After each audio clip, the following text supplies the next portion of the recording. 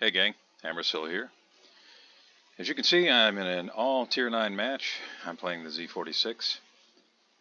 Some malign the German DD line, not because it's terrible, but because it's not exceptional in the opinion of many in any one thing, beyond the long-range hydro that is available, which is definitely nice. I know that you can use the hydro as basically an aid to your offensive weapons. I tend to use the hydro more as a way of helping screen an area for torpedoes for my team, especially in a map like this one where you have these very obvious channels from which you can expect torpedo attacks. So what I generally try to do, and it's, every game is different. You have to react to what your opponent is doing.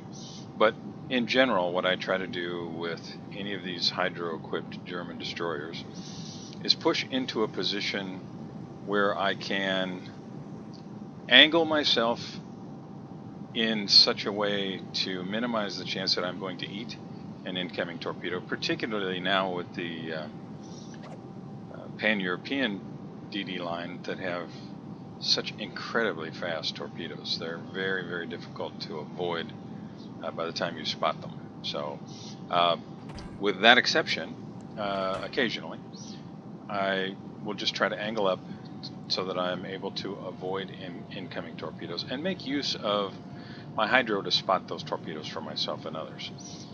Very often, if I'm doing that and someone rushes me, I can use the hydro in that case, as they're rushing me, to spot them as they're pushing in. And if I have support, my team is shooting at them, and if I don't, well, of course, it's just me, but maybe I've got my guns and my torpedoes that I can use in a case like that. So you can see that the torpedoes are already on the way, and I have opted to try to get behind this little island here. I've got an eye toward the possibility the torps could show up here any second. Now, I'll grant you the range on the German torpedoes is not all that great, but it's not horrible. And the 12-kilometer radar range of some of the Russian cruisers makes any destroyer, any torpedo-reliant destroyer with less than 12-kilometer range on their torpedoes a little more challenging to play, but it can certainly be done. So the position that I'm in right now, if I am lit up by something, it will be difficult for them to hit me. I can always reverse what you see me doing right here to getting a little bit closer to the island and trying to make use of that cover. Now we've got an Alaska and a Georgia pushing outside while I have secured this cap. And although you did see some torpedoes, and here comes some more, although my hydro's about to go down. Torpedoes voraus. I'm a little surprised that there's not been a destroyer that's pushed in here. But I expect that that's possible, so I'm repositioning. I threw those torps out, only one set, in the hope that maybe Jean Bar might decide, no, there's nothing shooting me, maybe I'll just go ahead and poke back out here where I can keep guns on the Georgia, but yeah, it's a long shot. That's why I only used one set of tubes. And now it's time for me to reposition. The cap is secure. I don't have anybody I can see. There's no one I can threaten. I don't have a hydro up, so I'm going to have to be extra careful. Try to use this island as much as possible while I'm turning. And get a look at what's out there. Don't see anything. Let's go ahead and zip on across here. On the off chance that Neptune might allow me a torpedo opportunity, and that maybe Jean Bar might poke his nose back out. Granted, it is a long shot. Jean Bar's not going anywhere. Neptune, well, he's headed this way now, at least. So I went ahead and threw torpedoes out in that general direction. If he turns out, torpedoes won't have the range. He maintains current course and he's turning out. So it's probably not going to do anything, those torpedoes. But the torpedo reload on these German destroyers is pretty fast. Granted, they don't hit quite as hard as, say, the Japanese torpedoes, but you get a lot of them and they reload quickly. Hydro's back up. I'm debating about whether to use that now or hold on to it. You see our Alaska's gone down, and their Azuma basically was doing a really good job, and now he's got Neptune out there helping him, and presumably the destroyer that threw torpedoes across this cap. So I'm going to offer some friendly advice to our Georgia, because if I'm right, he's got 2 cruisers and a destroyer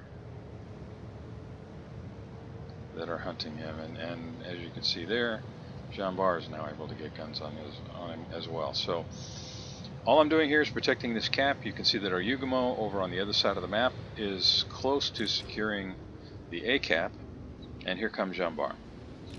Now it would have been tempting to just throw the torps out immediately, but I want to have some clear idea which direction he's going, and it looks like he's turning in, and I do not want to get caught flat-footed here, so I'm going to get the heck out of Dodge.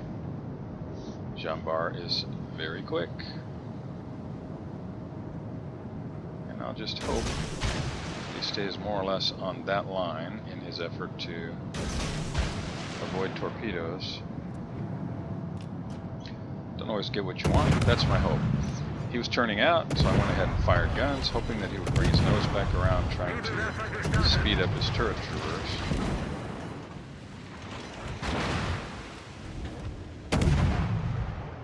But he did not fall for that, at least not immediately. Now, you can see my torpedoes will be back up in 36 seconds. So I'm not going to panic yet. I've got my hydro up for a minute and a half.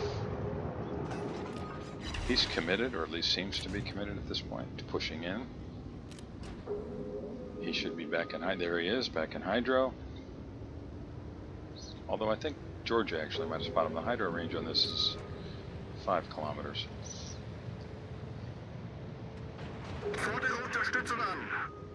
Now he's going to realize in a second, when Georgia can't see him, that he's in big trouble. You can see he's aiming his guns in anticipation of me being proxy spotted, because when he gets within 2 kilometers, he's going to see me. So I'm going to accelerate, try and give him a little bit nearer profile, and hope that he doesn't devastating strike my ship. And you can see I've swung the torpedoes around, and I'm giving him basically a nose-on profile. He's going to get 1 shot, and now he's in big trouble. So the hydro was basically a defensive tool there that set up my ability to do that. I'm turning again because I don't want to keep the same track in case that destroyer that was out here decides to throw torpedoes in my anticipated track. And I'm going to angle up again against the possibility of incoming torpedoes. Now you can see our Georgia he's crossing behind me. And I'm pretty sure he's had a DD chasing him most of the way. Neptune decided to chase. Yeah, there are the torpedoes on the other DD. So now I'm wondering, he's obviously going to be okay. I mean, he's going to go ahead and come around this way.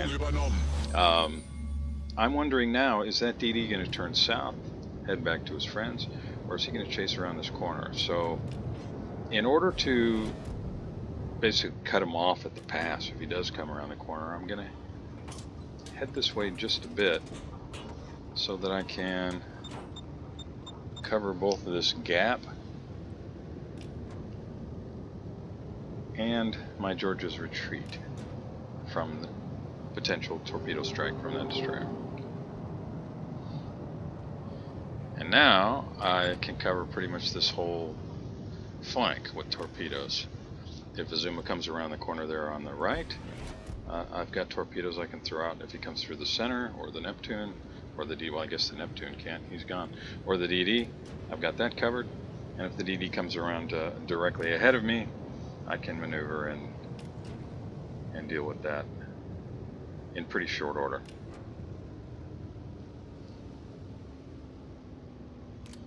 So I'm just going to sit here. I'm watching to see what the Georgia is doing. And it has become apparent that he must intend to run right through that gap.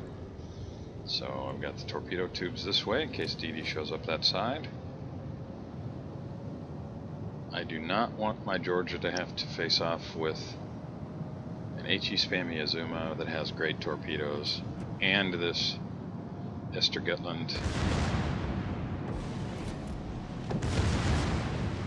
Yeah, he eats a few torpedoes there. So Estergutland is pretty speedy, and I'm guessing he's going to run south. So I go ahead and put the torpedoes out.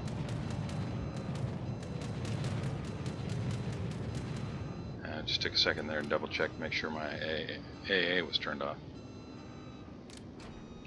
Now you can see on the mini-map the range of my torpedoes. That's the blue line on the mini-map.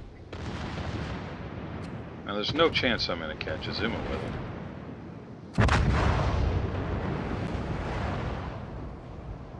But I'm really hoping that there's a shot at catching the Estergutland. Maschinenboost aktiviert. But if not, in 26 seconds, I'll have another setup. In the meantime, I'm going to position to be able to get my guns on that ship. Georgia is wisely just sitting out of harm's way, at least for the time being. And he did a great job of splattering what was left of that Azuma. Unser Sieg ist in Sicht. Hydro is up, and you can see on the mini-map the coverage of my hydro, 5 kilometers. I'm just trying to cover as much area around the Georgia as possible. And I'm counting on my teammates, the Ager and Yugamo, to take care of Alaska. And there's the Estergutland. So only had one forward turret set up to be able to fire at him. He's turning out a little bit, which is going to slow him down. I'm hoping that's going to buy my torpedoes enough time to get out there. So I'm guessing he's going to repair and then run as soon as I go dark here. And it looks like exactly what he did. I'm not in any danger from his torpedoes. Georgia's not really in any danger from his torpedoes. But he may very well be in danger of mine. I'm going to go ahead and clear this island and try to get guns working in case the torpedoes fail. Right now I don't want to give him any reason to turn out. I want him to just keep swimming. And that's over. Now this game is pretty much over. You can see that while I did not move much from where I started in the Charlie Cap, I feel like I contributed. Thanks a lot for watching. I really appreciate it, and I'll see you next time.